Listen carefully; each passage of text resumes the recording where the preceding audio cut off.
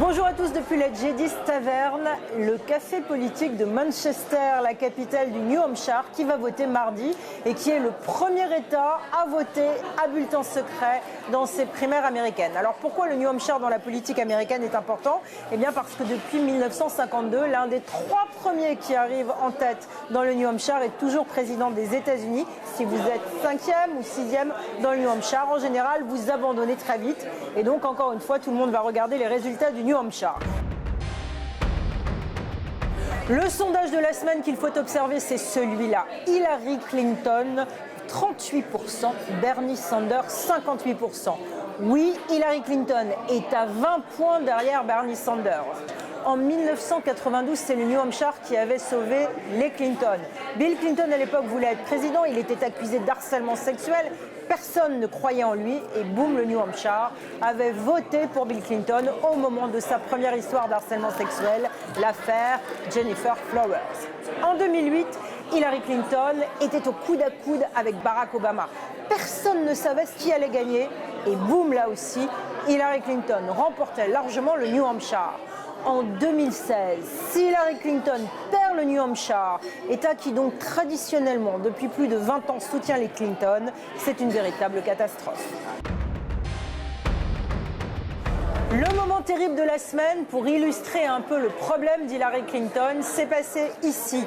Mercredi soir, au moment du débat télévisé, Bernie Sanders, très en forme, était chez nos confrères de CNN en train de dire à quel point il lutte pour la classe moyenne, à quel point il dénonce l'inégalité économique.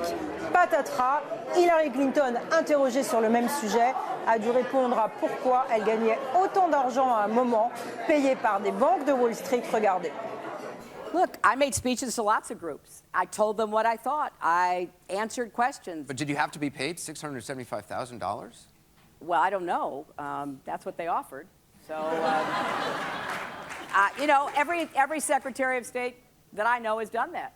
But that's usually once they're office and not running for an office again. Well, I didn't must know. Have known. To be honest, I wasn't committed to running. Celui dont on parle beaucoup, évidemment, c'est Ted Cruz, le sénateur du Texas, qui est le rival de Marco Rubio. La bataille Ted Cruz-Marco Rubio est extrêmement importante et le symbole de cette bataille au sein du Parti républicain contre Donald Trump. Ted Cruz, le conservateur, va-t-il l'emporter contre Rubio, qui représente d'une certaine manière un côté plus classique? En tout cas, ce qui est très intéressant, c'est de voir à quel point, à chaque arrêt de campagne, Ted Cruz nous critique, nous les journalistes. Putting the country on notice that the next Republican nominee, the next president of the United States, is not going to be chosen by the media or by the lobbyists or by the Washington establishment. It is instead going to be chosen by the president, by we the people. Cette semaine, en exclusivité, j'ai décidé de vous montrer le visage d'un homme qui m'a particulièrement frappé. Un homme qui, avec ses amis, a investi plus de 100 millions de dollars en Iowa et qui a récolté seulement 2% de vote.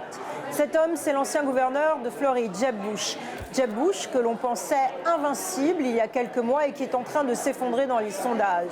C'était incroyable de voir Jeb Bush écouter dans un meeting avec simplement quelques personnes et 3 journalistes autour de lui, un vétéran d'Irak. Oui, un vétéran qui a perdu son bras dans la bataille de Bagdad et qui racontait sa souffrance devant le frère de l'ancien président Bush, le même qui a envoyé des milliers de soldats en Irak. Jeb Bush avait l'air ému. On ne sait pas s'il était ému en écoutant cet homme ou s'il était ému en pensant à sa défaite probable.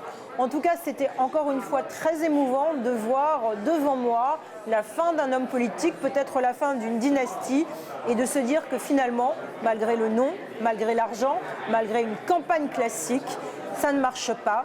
L'Amérique 2016 veut uniquement de la politique spectacle, une autre époque.